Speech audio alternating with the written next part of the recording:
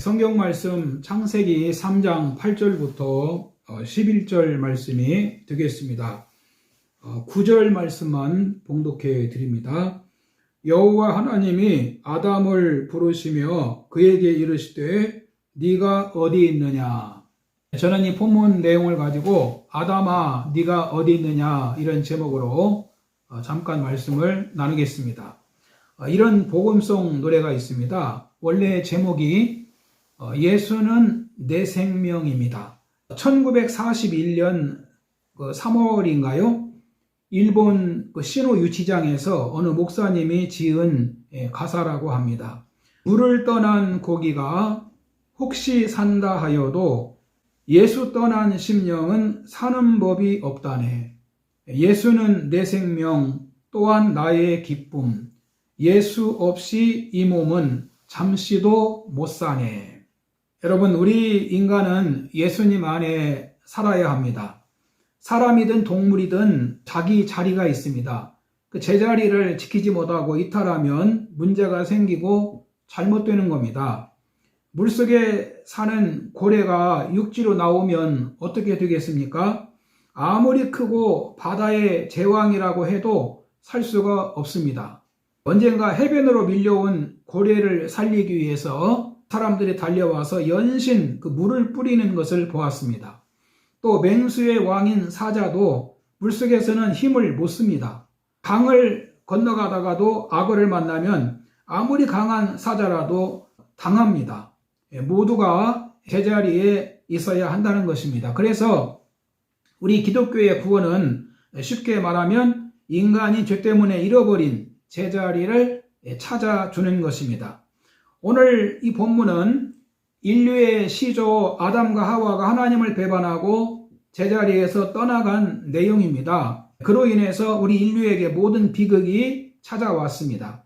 그래서 하나님은 길을 잃은 인간들을 내버려 두지 않으시고 제자리로 돌아오도록 찾고 계신다는 말씀입니다. 아담아, 네가 어디 있느냐? 여러분, 우리 모두 하나님이 찾으시는 음성을 들을 수 있기를 바랍니다. 첫 번째는 아담과 하와가 마귀의 유혹을 받아 죄악에 빠졌습니다. 본문 1절에 보면 어느 날 에덴 동산에서 뱀이 하와에게 찾아와서 유혹합니다. 아담과 하와는 에덴 동산에서 행복하게 살고 있었습니다. 에덴에는 어떤 문제도 없는 낙원이었습니다. 근심이나 걱정, 염려, 아픔이나 괴로움, 고통과 죽음, 슬픔이 없는 동산이었습니다. 에덴이 이보다 더 좋을 수가 없습니다. 그런데 아무 문제가 없는 아담과 하와에게 뱀이 찾아와서 무슨 더 좋은 길이라도 있는 것처럼 유혹을 합니다. 여러분, 인간에게 주님 은혜를 입고 주님 잘 섬기며 믿음 생활하는 것보다 더 귀한 일이 없다는 것을 아셔야 됩니다. 믿음 생활을 잘하는 것보다 어디에 더 좋은 세계가 있겠습니까? 뱀이 어떻게 유혹합니까? 먼저는 뱀은 거짓말로 유혹을 합니다.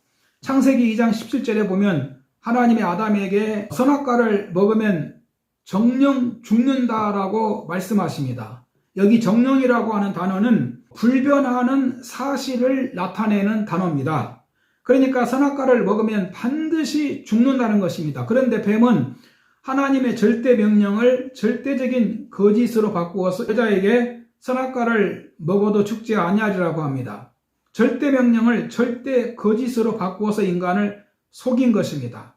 여러분, 우리도 하나님의 말씀을 안 믿고 있습니까? 거짓에 속고 있지 않습니까? 요한복음 8장 44절에 보면 마귀는 거짓의 아비입니다. 그 다음에는 하나님 말씀을 의심하게 합니다. 네가 하나님처럼 될까봐 선악과를 먹지 말라고 하신 것이다 라고 말합니다. 창세기 3장 5절에 보면 너희가 그것을 먹는 날에는 너희 눈이 밝아져 하나님과 같이 되어 선악을 알 줄을 하나님이 아심이니라. 너희가 그것을 먹는 날에는, 이 말은 너희가 그것을 먹자마자 먹는 순간에 바로 효과를 볼 것이라는 겁니다. 하와의 욕망을 강하게 충동질하는 말입니다.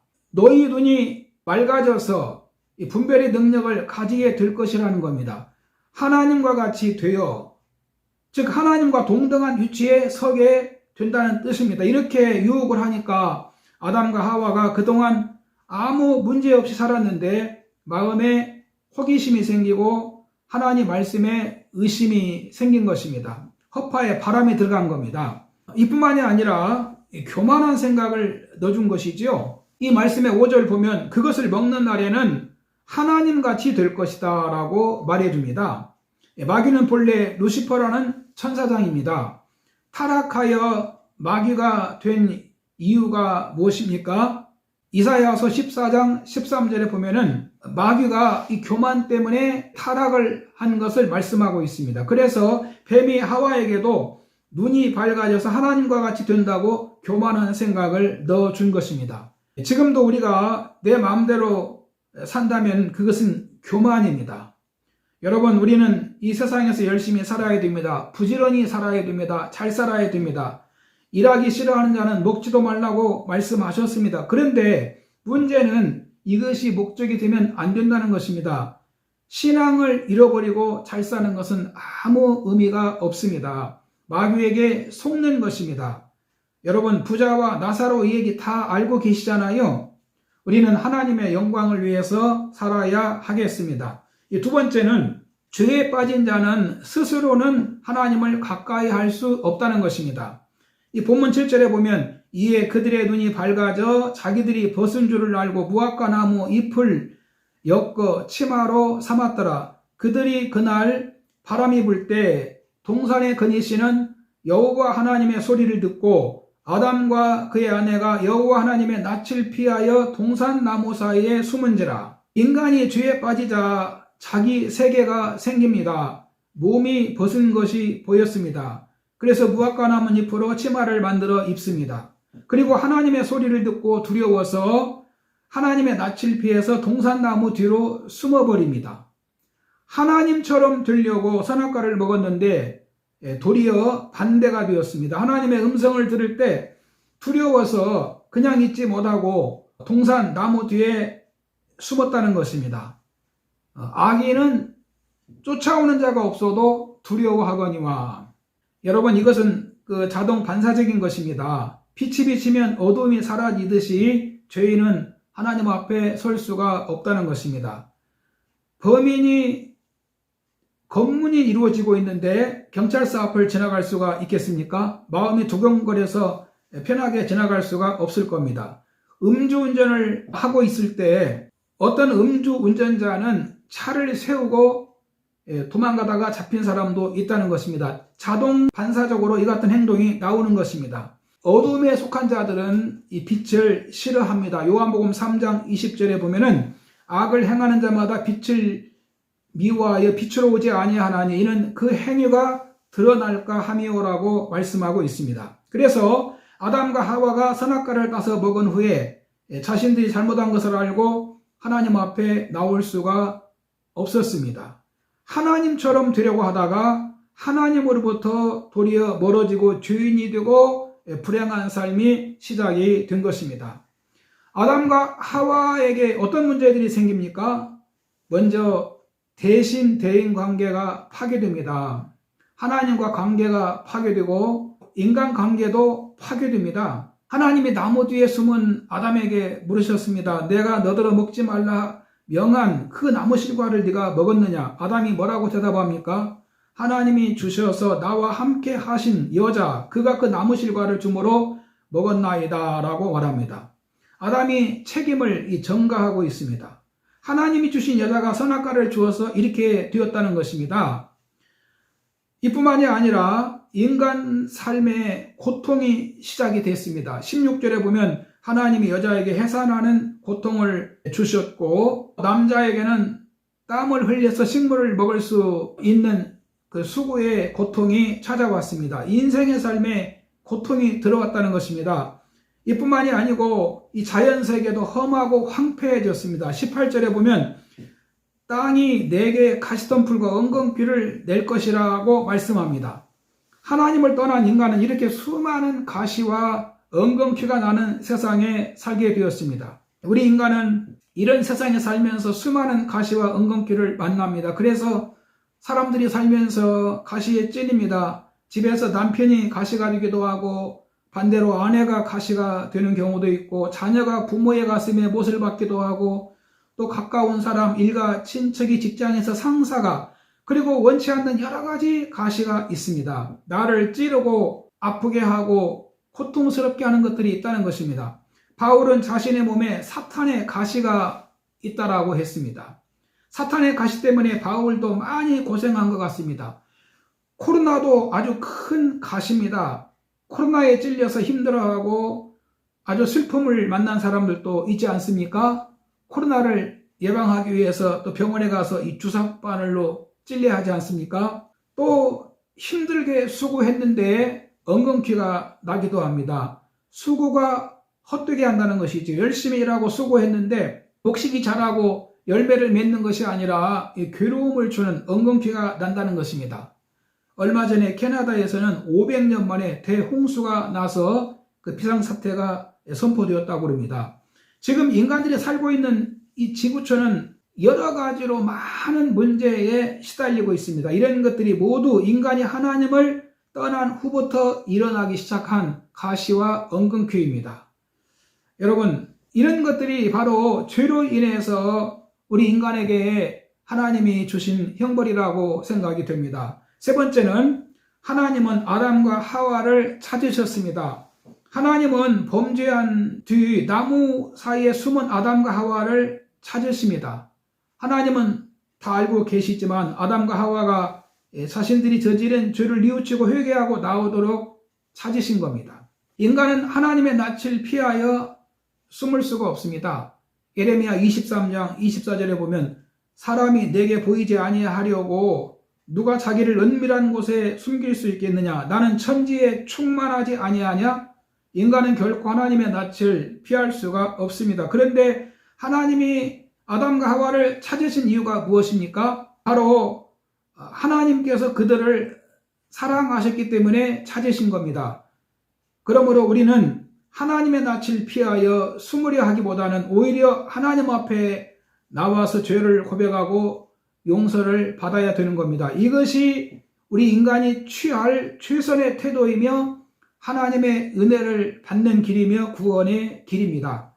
하나님은 진심으로 회개하고 찾는 자들을 외면하지 않으십니다. 하나님은 한 영혼이라도 죄 가운데 살다가 망하는 것을 원치 않으십니다. 지금이라도 회개하고 돌아오면 구원하시는 하나님이십니다. 여러분, 지금 우리는 어디에 있습니까? 성경의 기록은 천지 창조와 인간 타락과 회복으로 되어 있습니다. 창세기부터 요한계시록까지 창조 그리고 타락, 회복으로 이렇게 성경이 기록되어 있습니다. 저는 지구상의 모든 인류는 하나님의 창조와 타락과 회복이라는 그 계획 속에 들어있다고 생각합니다. 모든 인류는 아담의 허리에 있었습니다. 그러니까 모든 인류는 아담 안에서 창조와 타락과 회복이라는 이 속에 살고 있는 겁니다. 하나님은 처음이요 나중이시요 시작과 끝이라고 말씀합니다. 아담의 허리에 있던 모든 인류는 아담의 창조에 들어있었고 또 타락 속에 들어있었고 그리고 회복 속에 들어있다는 것입니다. 모든 인류가 이 성경 말씀 속에 들어있다는 겁니다. 무슨 얘기냐면 조선왕조실록에 그 조선 태조 때부터 철종 때까지 25대 그 임금님이 궁중에서 나라를 어떻게 다스렸는지 472년 동안의 역사적 사실들이 기록되어 있죠.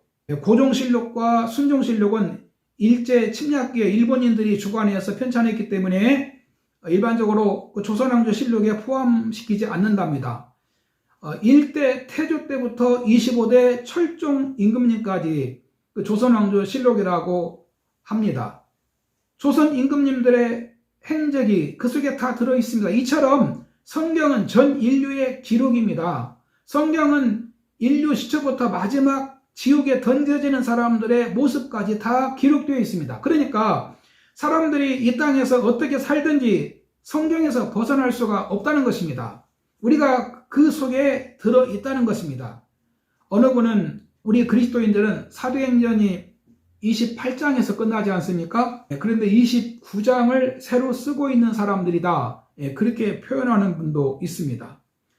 현재 교회가 사도행전 29장의 역사를 계속해서 이어가고 있다는 것입니다. 그런가 하면은 어떤 분은 히브리서 11장 믿음장 속에 자기가 있었으면 좋겠다, 그렇게 말하는 분도 있었습니다. 여러분, 우리는 성경 어디에 위치하고 있습니까? 나는 어느 줄에 서 있다고 생각하십니까? 혹시 잘못된 자리에 있지 않습니까? 유다서 10절에 보면 화 있을진저 이 사람들이여 가인의 길에 행하였으며 발람의 어그러진 길로 몰려갔으며 고라의 패역을 따라 멸망하였도다. 우리는 모두 복받는 자리에 있기를 바랍니다. 영광의 하나님 나라에 참여하는 자리에 있기를 바랍니다. 코로나 때문에 세상에 주저하는 사람이 있습니까? 대만은 세상을 사랑해서 바울을 떠나 믿음을 잃어버렸습니다. 바울을 떠나 세상으로 갔다고 말씀합니다. 주님은 이런 자들을 향해서 아담아, 네가 어디 있느냐 부르십니다. 우리가 세속을 쫓고 있다면 빨리 주님께 돌아와야 됩니다. 요나처럼 잠자고 있다면 잠에서 깨어나 다시 사명을 찾아야 됩니다. 결론입니다.